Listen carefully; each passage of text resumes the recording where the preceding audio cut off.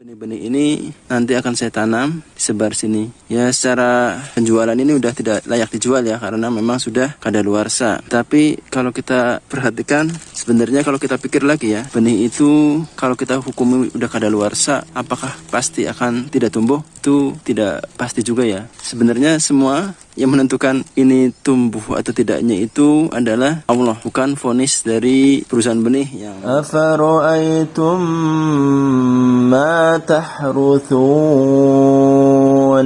a'antum tazra'unahu am nahnu zari'un. Sahabatku petani muslim, depan saya ini ada benih yang sudah kadaluarsa ataupun sudah lama tidak terjual, maka saya mau mencoba untuk menanamnya. Ada benih edamame, ini benih spinach ya. Terus ini jagung hitam, kemudian ada jenis cabai rawit putih, ini cabai keriting, ini ada juga benih mustard, kemudian ada juga nih bawang merah, ada juga jenis lada, dua jenis ya selada.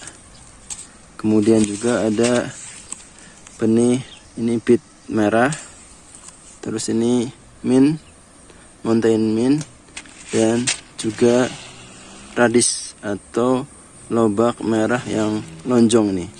Benih-benih ini nanti akan saya tanam, disebar sini. Ya, secara penjualan ini udah tidak layak dijual ya, karena memang sudah kadaluarsa. Tapi kalau kita perhatikan, sebenarnya kalau kita pikir lagi ya, benih itu kalau kita hukumi udah kadaluarsa, apakah pasti akan tidak tumbuh? Itu tidak pasti juga ya, karena Allah sendiri berfirman dalam surat Al-An'am itu, Innallaha falikul habbi wan nawa. Sungguhnya Allah itu yang menumbuhkan biji-bijian dan biji kurma. Jadi sebenarnya semua yang menentukan ini tumbuh atau tidaknya itu adalah Allah, bukan vonis dari perusahaan benih yang mencantumkan misalkan ini mint ya, ini kadaluarsanya bulan 3 tahun 2022. Tetapi yang menentukan adalah Allah. Terkadang kalau kita perhatikan ya, ini berdasarkan pengalaman, ada benih yang belum kadaluarsa tetapi ternyata tidak tumbuh. Di lain pihak ada juga benih yang sudah kadaluarsa tapi kita tanam tumbuh. Ya, karena memang yang menentukan itu bukan perusahaan benih atau lembaga yang menentukan kadaluarsa suatu benih, tapi yang menentukan tumbuh tidaknya adalah Allah.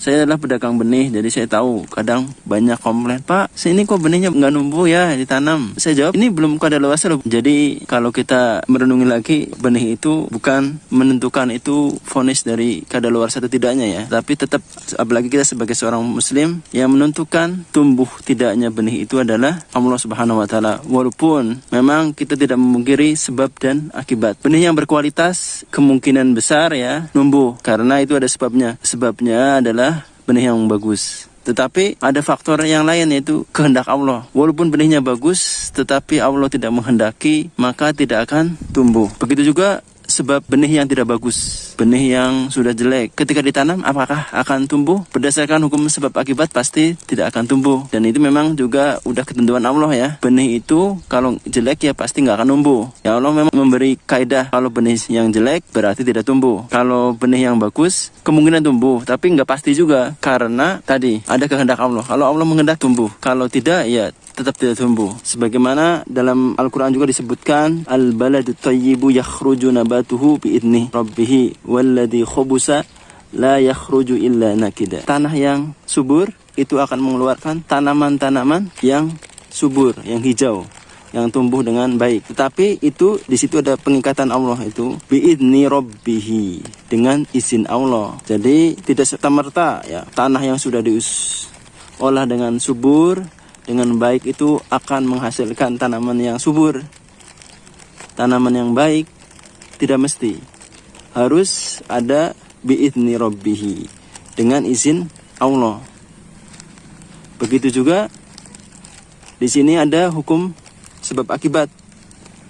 Walladhi khubusa, dan tanah yang gersang, la yakhruju illa nakida, maka tanaman-tanamannya adalah akan di situ akan tumbuh dengan kerdil, dengan kurus. Itu memang hukum sebab akibat di situ ada. Tidak mungkin tanah yang tidak subur akan menghasilkan tanaman yang subur.